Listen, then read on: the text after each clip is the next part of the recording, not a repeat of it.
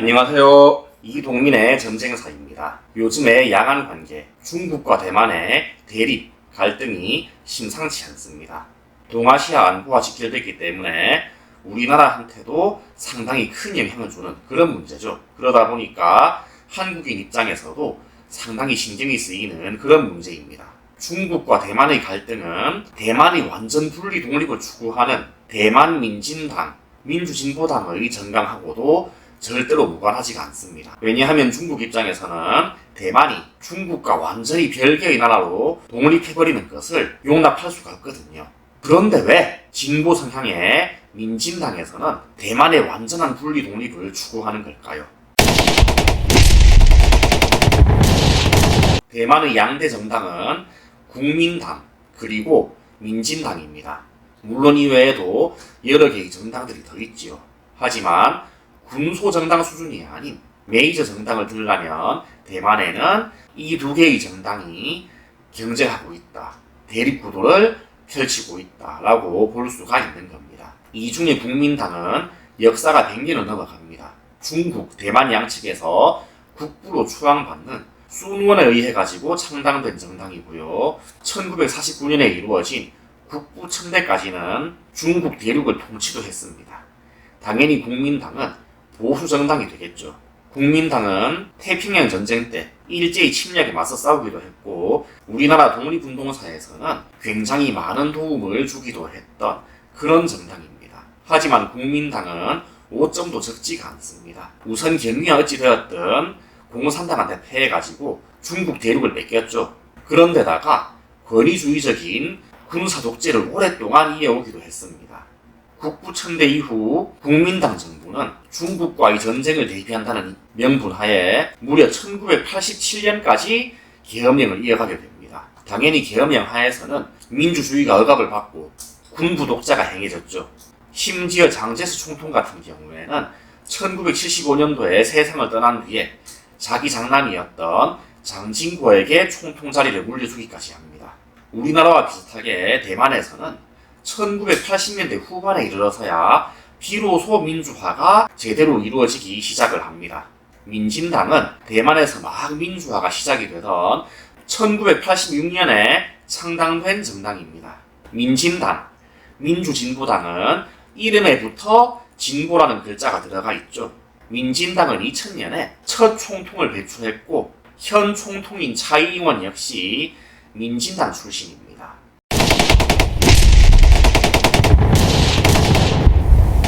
그런데 재밌는 건 대만에서는 진보 정당인 민진당이 대만의 완전한 분리 독립을 추구하고 있다는 겁니다. 국민당 같은 경우에는 애초에는 공산당으로부터 중국 본토를 수복한다 하는 정강을 갖고 있었고요.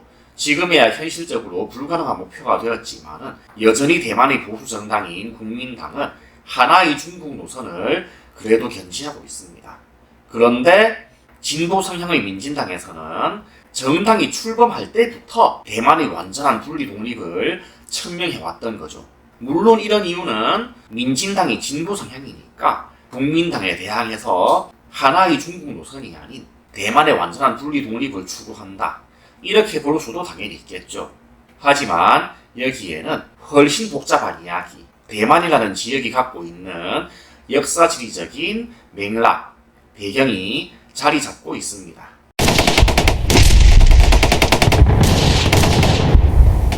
대만은 섬이죠. 타이완이라고도 부르는데요. 이 대만섬, 타이완 섬에는 언제부터 중국인, 한족이 살았을까요? 생각보다 굉장히 역사가 짧은 일입니다. 대만에 본격적으로 한족이 이주하기 시작한 건 청나라 때부터입니다. 왜냐하면 전통적으로 중국의 왕조들은 몽골, 중앙아시아 등등 유라시아 대륙 방향으로 팽창을 하고 진출을 하다 보니까 바다 너머에 있는 대만 섬에는 큰 관심을 안 가졌기 때문입니다. 그 전에 대만에는 중국인하고는 거리가 먼 오스트로네시아 계통의 원주민들이 살고 있었습니다. 청나라 무렵부터 중국 남동부 해안지대의 한족들이 대만으로 이주를 하면서 대만 섬은 대만 원주민의 땅에서 조금씩 본성인이나 불리는 한족들이 땅으로 변모해 가게 됩니다. 그나마 청나라 시대에도 대만 섬은 일종의 변경 정도로 여겨졌지 중심적인 중요한 땅으로는 여겨지지 못했습니다. 그러다가 19세기 후반에 일본의 식민지로 넘어갔고 일제가 2차 대전에서 패망한 1945년에는 대만섬이 일본으로부터 중국 국민당 정부에 반환이 됩니다.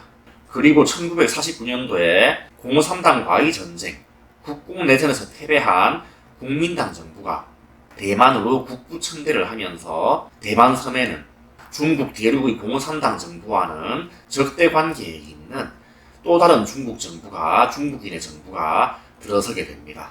그런데 문제는 1945년 이후 그리고 국부청대 이후의 국민당의 통치였습니다. 국민당 정부는 원주민은 말할 것도 없고 심지어 같은 한족인 본성인까지도 심하게 차별하고 억압을 했습니다. 1947년도에 일어난 2.28 사건은 그 전전이었죠.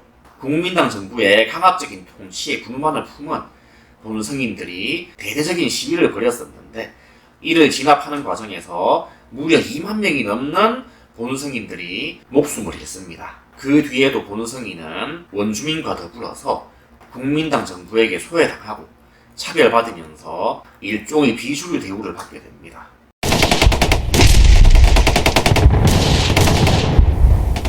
진보정당이란 어떤 정당일까요? 대체로 진보정당, 진보정치세력 하면 사회의 기득권, 주류 집단으로부터 차별받고 외면받는 집단을 대변하고 그들의 이익, 목소리를 대표하는 그런 정당, 세력입니다. 그런데 대만에서는 중국 본토와는 직접적인 관계가 없는 또는 본토와의 접점이 많이 약해진 본성인, 원주민들이 소외받는 억압받는 계층을 이루어 왔던 거죠. 반면에 외성인들, 다시 말해서 국부청대 이후에 1945년 이후에 국민당과 함께 대만에 들어온 사람들은 대만의 기득권, 대만의 주류 세력이 되었던 겁니다. 그러다 보니까 대만의 진보정당인 민진당은 본성인 그리고 원주민에게 관심을 가지고 그들의 목소리를 대변할 수밖에 없는 겁니다. 심지어 민진당이 배출한 첫 대만 총통, 대만 최초의 비국민당 총통이었던 첸수이변 그리고 현 대만 총통인 민진당 출신의 차이잉원, 이 두 사람은 공통적으로 본성인 출신입니다. 한마디로 대만에서는 중국 대륙에 대비되는 중국 대륙과는 차별화되는 대만섬이라는 땅 자체가 바로 진보의 상징, 진보의 땅이 되는 겁니다. 그러면서 대만에서는 진보 정당, 진보 정치인들이 대만의 완전한 분리 독립을 부르짖게 된 거죠. 중국과 대만은 국부청대 이후 줄곧 대립과 갈등을 이어왔습니다. 그 사이에 무력 분쟁도 여러 차례 있었죠. 그런 한편으로 본성인, 원주민이 외성인에게 차별받고 억압받아 왔다는 대만 특유의 지리적 맥락은 대만에서 진보 정당, 진보 정치인이 대만의 완전한 분리 독립을 부르짖는 그런 요인으로 작용하게 됩니다. 그리고 중국이 민진당의 분리 독립 노선, 정강을 극렬하게 반대하고 견제를 하면서 양안 관계가 한층 더 복잡해지는 그런 측면도 있는 겁니다. 2020년도에 양안 관계의 약화는 동아시아, 나아가 세계 안보에 중대한 파문을 던지고 있습니다. 양안 관계, 그리고 동아시아의 지정학적 안정, 평화를 모색하려면 어떤 꼭지를 건드려야 될지 한번 진지하게 생각해 봐야 될 것 같습니다.